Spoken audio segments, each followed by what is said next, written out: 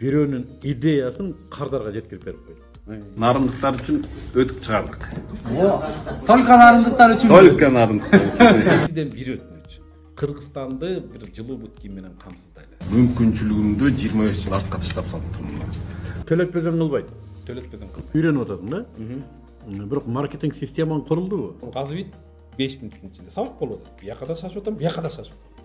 Ошол үчүн 3-4 цехти мен алып келет. Звонт этпиз. 25 жыл канча сом айлык алып иштедиң? 25 жыл менин азыркы 15-20 күндүн ичинде тапкан айлыгымды мен 1 жылда. Ассаламу алейкум. Быйында кээде ушундай табылгалар болуп калат. Анын үстүнө менин убактым болуп калганда, мен ушундай бир табылга адамдар менен маек уюштуруп бергенге аракет кылам да. Бүгүн сиздерге мен сунуштап турган жигитти мен өзүм деле жакшы билбейм. Айтайын дегеним, мен азыр силер менен маектешүүдө өзүм да бул жигиттин быйындагы тагдыры, ага чейинки жашоосу, жетишкендиктери жөнүндө мен да өзүм биринчи жолу уганмын. Даярсыңарбы? Кел.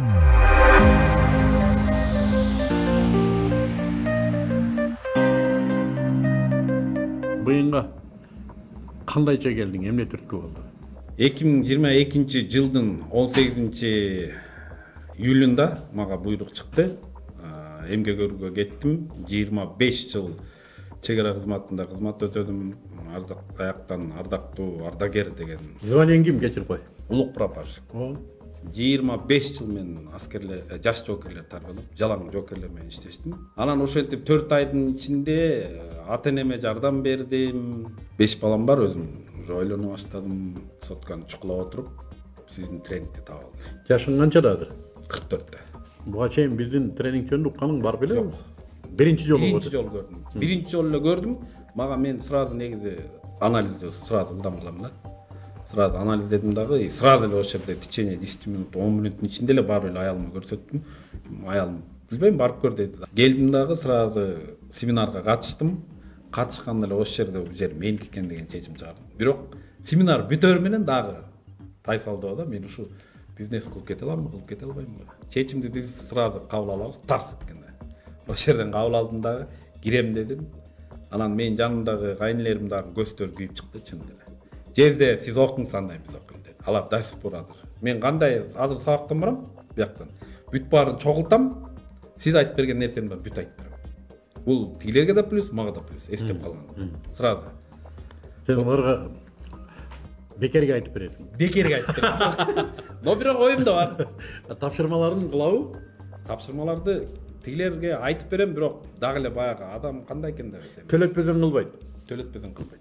Бирок мен ушунчалык таасирленип, ушундай бир сутканын ичинде мотивацияны алып барганда, ошону сразу чыгарып айтып берем. Тигилер да таасирленип калат, ойлонуп калышат, бирок азыркы адамдар кандай десем, 5 мүнөт 10 мүнөттөн унутуп калат. Сен төлөбөгөн үчүн. Төлөбөгөн үчүн, может. Адам курмандык кылбаса, жашоосунда өнүгүү болбойт. Может, ошондон каждый 6-чы күн, 5-чи күн сайын нарындан жолго чыгам.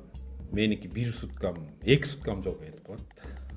Ошол эле учурда мен баягы кээ бир адамдар айтып атпайбы, такыр жетишпей атабыз депчи. Жетишсе болот экен. Сен нарындан барып келип окуп атасың. Нарындан барып келип. Мен кандай таң калдым. 2 сутка жолго кетет. Жолдон эмне иш кыласың? Жолдон уже мен өзүмдүн алегимди тапкандан кийин жолдон да сатып кетем азыр. Болгон кажерден, ушул жерден канттан баштайм, Геминге барам. Геминден Сарыбулак же болбосо балыкчы плюс Сарыбулак и Кочкордун ичинде обязательно и нарынга чейин сатып кетем. Азыр канча тренинг өттүң? Уже бул 7-чи тренинг. Айланган акчаң канчага чыкты? Кудай буйрса эртең бир алып кетсем 300 миңден ашып кетет. 25 жыл канча сом айлык алып иштедиң? 25 жыл менин азыркы 15-20 күндүн ичинде тапкан айлыгымды мен 1 жылда. 1 жылдык айлыгың, 20 күндөгү айлык 1 жылдык айлык. 20 күндө тапканың. Муногуну эгер мага бирөө айтып берсе мен ишенбейм, Нурлан. Туура. 25 жыл аскерде иштеген адам 1 жылдык айлыгын 20 күндө таптыр. Ага чейин өмүрү сатып көрбөгөн адам. Интернетти билбеген адам. Жаңылык көрөт элем и кино көрөт элем. Болду. Мен могу сотка акча табат деп эч качан ойлогом. Ну, аны биз интернетти билет деп айтпайбыз. Интернетти билет деген анын ичинде коммуникацияны түшүнгөн адам. Интернет менен эч кандай алакасы жок. Муну мейли кино менен сүйлөшкөндөн башка алакасы жок адам 20 күндүн ичинде 300 000 сомдук акчага чыкты. Мен ишенбейм ушуга. Сага үйүңдөгүлөр ишенеби ушуга? Азыркы учурда уже ишеничтер арта баштады. Мен акча санай баштаганда ишене башташат. Дагы эле экен адам. Пока өзүнүн мойнуна келмейинче алар эч нерсени түшүнүш. Мен ошону айтам да, жана мороженое жеп көрбөгөн адамга мороженени кантип түшүндүрөсүң? Анан ушу келген практикам сизден эмне алып кетсем бүт ошону менен практика жүзүндө болом. Даже кетип баратканда ушул жерден клиент алып кетем, 4 клиент. Ошолорду баргы чакты ушундай сиз айткан баарын жеткирип салганда көздөрү күйүп чыгат. Кадимкидей. Нурлан, эмнени алдың тренингде? Мейли, ишкерликти үйрөндүк. Мен мисалы үчүн өзүм программама ишенем. Аллах насип эткен экен, мен мындай бир формула таап алдым да. Эгер адам биздин айтканыбызды кылса, кирешеге чыгат. Муну мен таап алдым. Мен буга ишенем. Сен андан тышкары эмнени алдың? Кандай десем, сиз жанагы зона комфорта сиз айткан. Бул сөздү мен мааниси вообще түшүнгөн эмес. Чын деле биз адам баласы негизи зона комфорта кирип алат экен, ошондон чыккыбыз келбейт экен. А чыкса болот экен да. Бул эмнени айтат? Бул өзгөрүүнү айтат. Адам өзгөрөт экен. Чөйрөң эмне деп атат сени? Чөйрөм азыр мен эшик жакка чыга элекмин, афишировать этилип. Чын деле. Досторум арасында да. Эң биринчи досторум билиш керек эле. Мен 1 айдан бери досторум менен да сүйлөшөм. Алар билеби ушуну? Кичине билет, бирок мен аларга жанагындай бир чогулуп калсак бир жеткирейин деген оюм бар. Жеткирейин. Бирок алар аскер кызматкерлери тоже аларды өзүнүн кызматын кылып атат. Мен алардын немесине пока тийише албайм. Ошон үчүн көп Аскер кызматында иштеп атып, мына ишти кылса болобу? жок. Башок менен бери 24 саат биз Дайым катарыбыз да. 24 саат Ал нарында жашап кылса болобу ушуну? болот. Эмне үчүн нарында бизнес кылганга болбойт, бияк тар, аудитория жок, кардар аз деген сөздөрдү мен угам да. Эми уруксат берсеңиз, бул жерден эмнени табыш керек экен? Жерге эң муктаж адамдар, эң муктаж нерсе. Мисалы үчүн сиз ар бир трендте өзүңөрдүн алеңгердин эксперт болуңуз керек. Эксперт болуш үчүн мен мисалы үчүн акыркы күндө 4 же 5 саат тапкам. Көзүм ачылгандан сотканы алам. Мурун жаңылык менен кинону карасам азыр ар бир алегимдин эмнеден чыккан баштап, каяктан чыккандан баштап полностью изилдейм. Изилдеп, кайра мага кардар суроо бергенде ошого жооп берем. Эгерде ошол кардар берилген суроого мен жооп бере албай калсам, уже мен жеңилген сыяктуу болуп калам да. А мен ылайым постоянно алдыга жүрөм. Постоянно алдыга жүрөм. Мисалы үчүн бир эле нерсе, мен сержант болуп жаңы барганда качан кол коюп ушундай начальниктер болуп отурат элем. А ошон үчүн мен канча деген тепкичти бастым. Эң акырында ошол максатыма жеттим. Кол коюп отуруп калган күндөрүм бар. Азыр эмне максатты койдуң? Азыр эми Кудайым буйрса, Качан мен мындайга жетем деген эмне максат бар? азыр Кудайым буйрса, иншалла. Биринчи цех ачсам. 15 күндүн ичинде мен өзгөрүп, нарынга ушул цех бүткөн цех. Мен уже эртең, бүгүн эртең менен туруп алып эле болгон Кыргызстанда өнүгүп аткан абуна цехтер бар. Эмнеге өндүрүшкө шашып атасың? Маркетингти үйрөнүп атасың да? Бирок маркетинг системаң курулдубу? Маркетинг системам мен курулду. Азыр мен өзүм сиз айткандан кийинки тренингден алган сабактарымдан кийинки өзүм чыгарган кандай десем, роликтерим, постторум полный Кыргызстан боюнча тарап жүрөт азыр. Бүт жерден, кажерден эң биринчи эле суроом, мен кызыктуу суроом чалганда эле кардар. Ассаламу алейкум, каяктан чалып атасыз деген. Лейлектен, Разаковтан, биягы Ак суу, биягы Талас. То есть мен не только нарын болгон Кыргызстан менен бир өтүк жиберсем дагы мен ошого ыраазы. Значит, элдин керегине жарап атамбы деген ой. Демек талап бар азыр сага. Талап бар. Сен бул көзүң жетип атат. Бизде Нурлан чоң ишкерлерде чоң ката ушул да, кардарын билбейт. Болгон сбыт менен гана иштейт. Дүкөнгө точкага өткөрөт, базарга алып чыгат, ошого цех ачып алып анан банкрот да. Мен да ушундан корком. Балдар, силер цех ачканга шашпай турсаңар, мен түшүнөм, өндүрүштү жакшы көрөбүз. Өндүрүштү бияга киргизип алган. Но бирок биринчи кардарды таап, аны менен иштеп, үйрөнүп алып ачпайлыбы дейм да. Бирок эгер сага ошо кардарын тапкан болсо ачыш керек да. Кардарыңдын күчү канчага жетет деп ойлойсуң? кардарымды Канча багат сени? Канча убакыт багат? канча убакыт багат деген болду. Мен азырынча бул цехтеги балдар, мен башында айтып кеткем, бул көлдүк мыкты жигиттер тигип атат. Но ошол эле учурда алардын да цехи кичинекей. Азыр мага ушунчалык көп спрос болгондуктан, көп талаптар болгондуктан жетишпей калды. Эмне деген элек өзүм ичим бышып кетти ачы. Мен бир эле угуп калдым, нарындыктар үчүн дегенди угуп калдым. Ал үчүн дагы Инстаграмда сиздин баракчаңызда ажиотаж болуп атат. Эмне үчүн бир эле нарындыктар. Жок, бу жерде Жок, өзүң сен деле өзүң жериңе чыгар дебейсиңби? Айт да, сен деле өзүң жериң үчүн бир өтүк чыгарып койчу тирүү кезиңде деп. жок, эми бу жерде мындай болуп калды да, баягы сабакта бир вау деген бир сабактын темасында ойлош керек дегенде ошондо Нарындыктар үчүн өтүк чыгардык. Только нарындыктар үчүн. Только нарындыктар үчүн. Сону. Так. Нарындыктар үчүн атайын бут кийим чыгарылды. Эгерде бут жылуу болсо, ден соолугуң чың болот.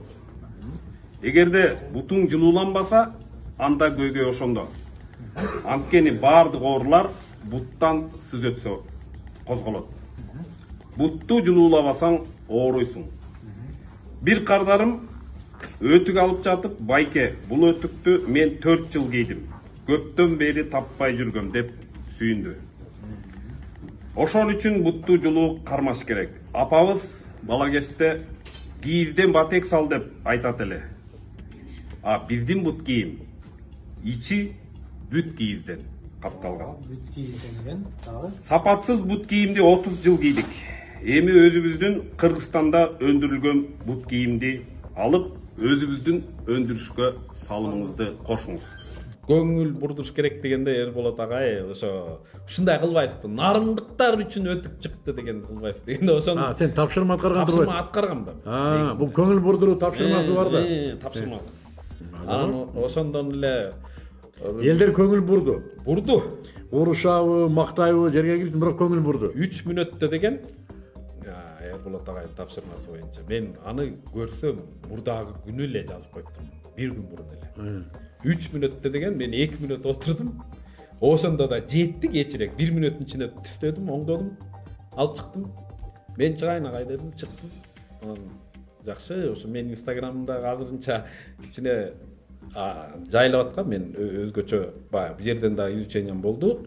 Биздин кардарлар, менин кардарлар Инстаграмга чыга элек экен. Меники көбүнчөсү неме экен? WhatsApp'та.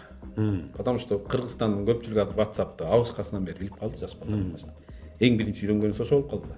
Дагы эле менин кардарларым именно ошондой. Мен мында анализдедим да. Ошон үчүн ар бир кардарым менен жолуккан сайын сизден бир өтүнүч. Кыргызстанды бир жылуу бут кийим менен камсыздайлы. Сизден бир гана өтүнүч, ушуну болгон туугандарыңызга жиберип коюңуз. Деп 50 ойнуна аманат илип атып. 50-60 кишиден өткөндөн эле болду Кыргызстан боюнча. Азыр даже кардарлар чалып атканда экинчи телефондо менин үнүм чыгып атат. Дагы сүйүнүп калам. Куда машалла. Алегиң боюнча сурап атып сөзүңдү бөлүп ийдим. Эмне алек өтүк деп атат? Өтүк бул мындайча айтканда Азыр жок да, жок. Мен ошо жана встречага шашып немете ала албай калдым. Сүрөттөрү бар. Мындайча айтканда биз ушуга чейин чокой кийип жүргөнбүз. Кышында суукта чокой деп. Ошол эле учурда герзо өтүк деп да, жалпак тил менен. Герзо өтүк деп жүрөт. Эми ошол 2 в 1 болот. Чокойду кийгизип атабыз. Герзо. Чокой дегениң эмне бул?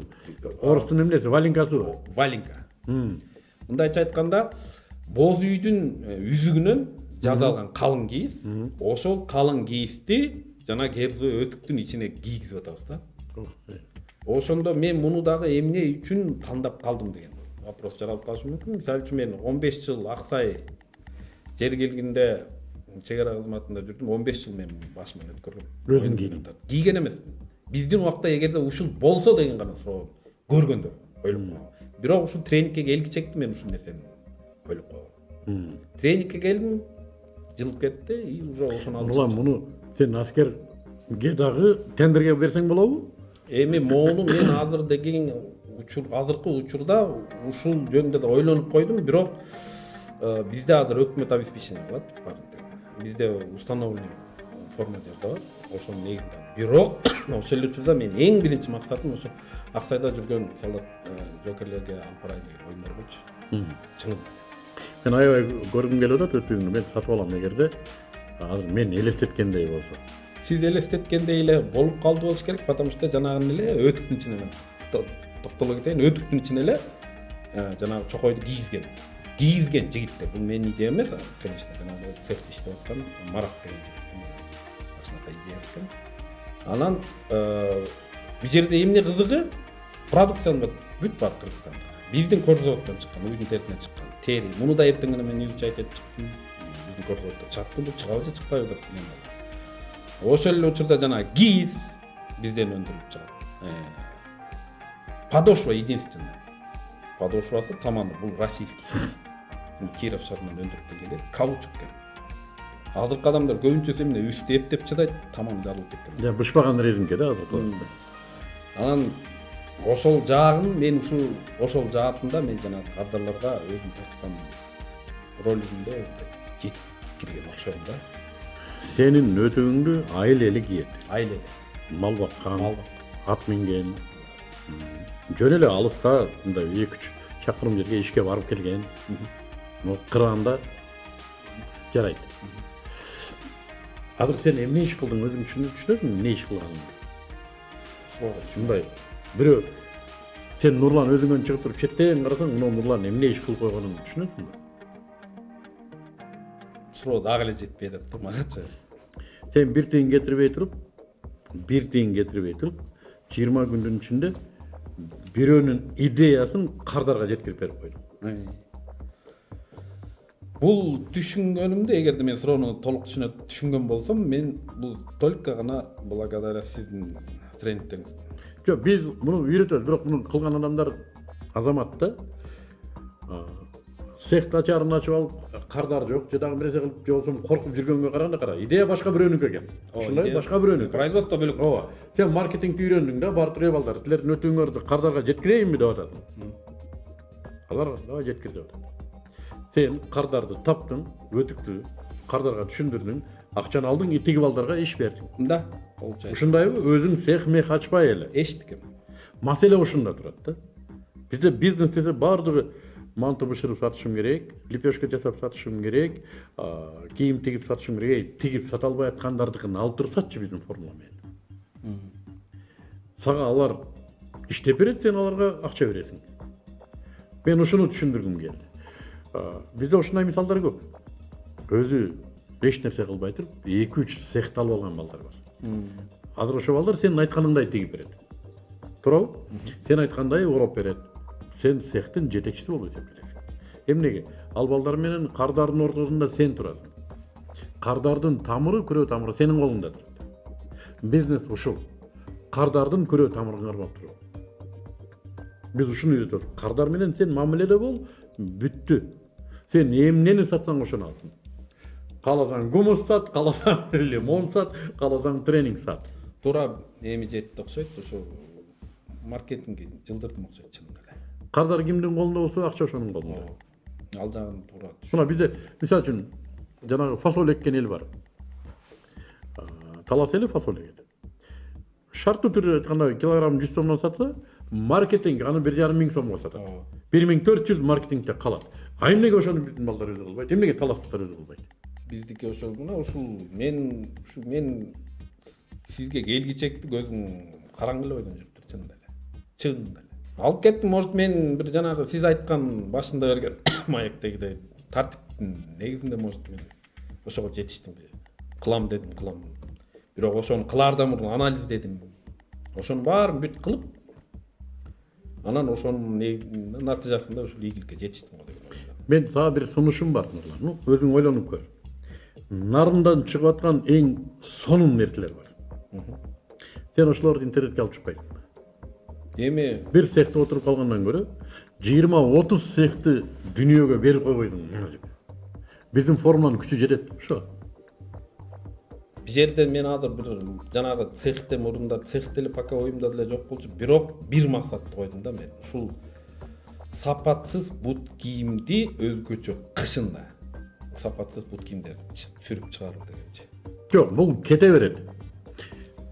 Сен бир цехке байланбай, бир 10-15 цехтин маркетингин алып өткөрүп койбойсуң. Ошонун үстүндө да иштеп атам. Баягы күнкү бир сабакта конкуренттерди изучение кылгыла деди. Моментом ошол жерден бир кардарын чалып калдым, мага деле жазып бер жетерли болчу.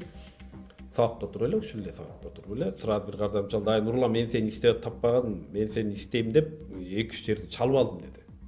Мен ошондо тык деген оюма келди. Сразу эшикке чуркап чыктым. Лалафон казып ит 5 мүнөттүн ичинде сабак болуп атат. Бияка да шашып атам, бияка да шашып атам.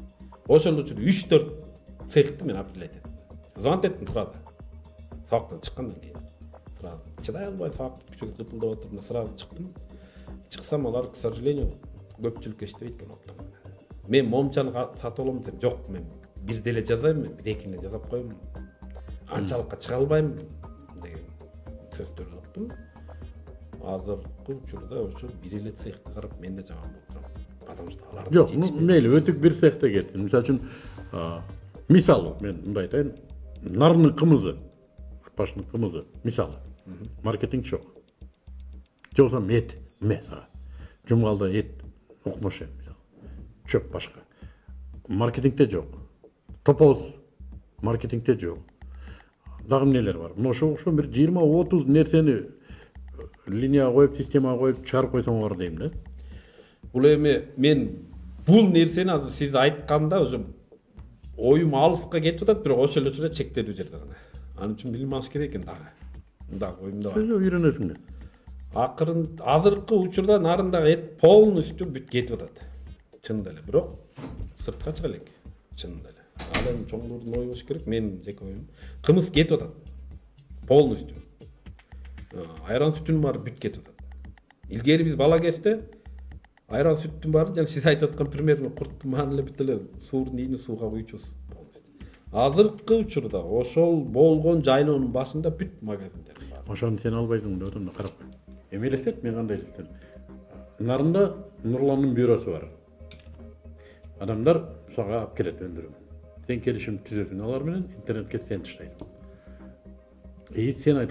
Сен айткан стандарттар менен алып келиш керек. Акчасын да жакшы төлөп бересиң. Мындай азыр алар сатып аткан эмес да, мындай стихиялык эмес.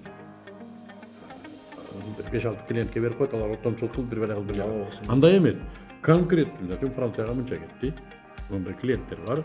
Мынакка мынча кетти. Балким алар өздөрү келип көрөт. Может, то есть олуттуу бюро бизнеси да. Бул идеяңыз жакшы экен, пока мен бирок ушул бул жөнүндө дагы ойлонуп. Биринчи максатым жанагы эле болчу. Макул, мен просто идея бердим да. Анан эми Нурлан андан бир суроо. Вот быйынга келелектер. Кимдер? Келгенден кийин ким болот? Вот сен өзүң окудуң да быйындагылар менен. Ошол өзүң эле окуган коллегаларыңдын кыязында айтып көрчү. Эмне бар бу жерде? Мейли, там бизнес жасагандан башка. Билбедим, муну эмне деп айтабыз. Мен сага берилген таасирдин күчүн билгим келип атат. Бул жерде эң биринчи эле айтып кеткеним, жанагы зона комфортодон чыга албай жүргөн адамдын баары изденүү үчүн келген адамдар. Ошол эле учурда БНде мен эчтеке алган жокмун деген адамдар болуп калышы мүмкүн, бирок алар өздөрү билбей аткан. Потому что БНдин требованиясы боюнча эч ким таңкы саат 5:30 турган эмес. Бул аскер кызматкерлери гана турган, анан ыйман жолунда намаз окугандар экен. Азыркы учурда мен байкоом боюнча мына көп адамдардын арасында угуп калам, чет группалаштардын арасында ушу эртең менен 5:30-6-да турган эшикчи. То есть ошол эле учурда баягы эле мен жетишпей атам дегенде эле адамдар бар. Ошол убакыт саатын бөлүштүрүп эң биринчиден ошо тартиптүүлүккө кичине келишти. Бирок бул эмне үчүн келип атат? Өзүңүз токтолуп кеткендей, булар баягы эле заданиянын күчү менен келип атат азыр. Эгерде эртең бүрсүгүнү биз бияктан выпуск болуп чыгып кеткенден кийин кайра эле мурунку жашоосуна түшүп алабы деген коркунуч бар. Мен да ошондой оюң бар, сага эркин микрофон кааладың бизге сын айтсаң болот, пикир айтсаң болот, сунуш айтсаң болот. Көрөрмандарга эмне деген оюң бар? Сага эркин микрофон. Адам максатка эң биринчи адам максат коюш керек. Анан ошол максаттын аркасынан иштеш керек экен. Талыкпай эмгектенсең, анан сага Кудай таалам берет экен. Анан баягы алма быш осума түш дей турган заман менен жашай бере турган. Биз ушуга чейин жашап келгенбиз. Дей турган болчу болсок анда билбейм, дагы көп жылга кала беребиз кордубузда депчи. Анан ушул аракеттин аркасы менен ийгиликке жетишсе болот экен.